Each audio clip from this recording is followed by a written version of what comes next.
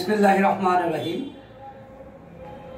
National press society NPS এর কেন্দ্রীয় কার্যালয়ে উপস্থিত হয়েছেন বাংলাদেশ সুপ্রিম কোর্টের অ্যাডভোকেট এটিএম মাহবুব আলম এবং ময়মনসিংহ বিভাগীয় সাবেক সাধারণ সম্পাদক, বর্তমান ন্যাশনাল প্রেস সোসাইটি 2023-24 কার্যকরী নির্বাহী পরিষদের ভাইস চেয়ারম্যান, এবং উপস্থিত হয়েছেন ন্যাশনাল প্রেস সোসাইটির সাবেক ময়মনসিংহ বিভাগীয় কমিটির সম্মানিত সভাপতি আইনজীবী লিটন দাস এবং 2022-23-24 কার্যকরী পরিষদ ময়মনসিংহ বিভাগের সভাপতি মোহাম্মদ লিটন দাস।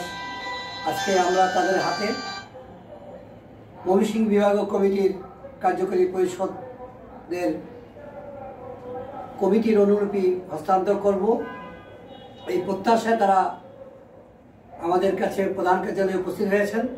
আমি সম্মানিত সাবেক সভাপতির নিকট তার মনোভাব এবং ইচ্ছা এবং অব্যক্ত কথাগুলো শোনার জন্য এবং দেশবাসীকে জানানোর জন্য, সাথে সাথে ন্যাশনাল প্রেস সোসাইটির সমগ্র বাংলাদেশের সম্মানিত সদস্যগণ যাতে তাদের উদ্দেশ্য আদর্শ লক্ষ্যগুলো বুঝতে পারে, তাকে কিছু বলার জন্য বিনীত অনুরোধ জানাচ্ছি।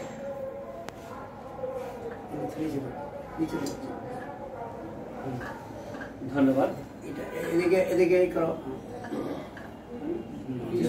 ধন্যবাদ।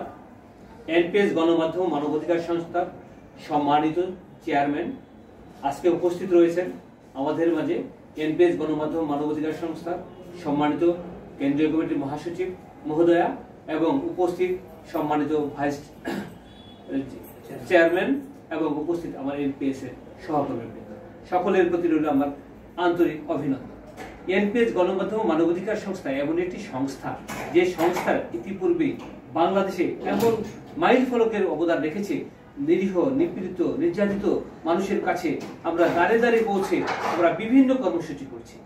আমরা ময়মনসিংহে ইতিমধ্যে এই যে শীত, ঘন কুয়াশায় মানুষের কি অবস্থা, বিবর্ণ অবস্থা, আমরা শীতবস্ত্র প্রদান করতেছি এবং যে সকল মেয়েদের উপর নিগৃহীত নিপীড়িত হচ্ছে, ইতিপূর্বে অনেকগুলি স্টেপ নিয়েছি, রিসেন্টলিও একটা স্টেপ নিয়েছি। 2-3 দিন আগে একটি মহিলা এসেছে যে তার বিয়ে হয়েছে, কাবিন হয়নি, শরীয়ত মোতাবেক বিয়ে করেছে, 50,000 টাকা যৌতুক দিলে সে কাবিনটা করাবে। 4 মাস পর্যন্ত তার বাবা টাকাটা দিতে পারেনি। এই মেয়েকে তারপরে বাড়িতে বিদায় করে দেওয়াতে মেয়ে বিষ খেয়ে ময়মনসিংহ হসপিটালে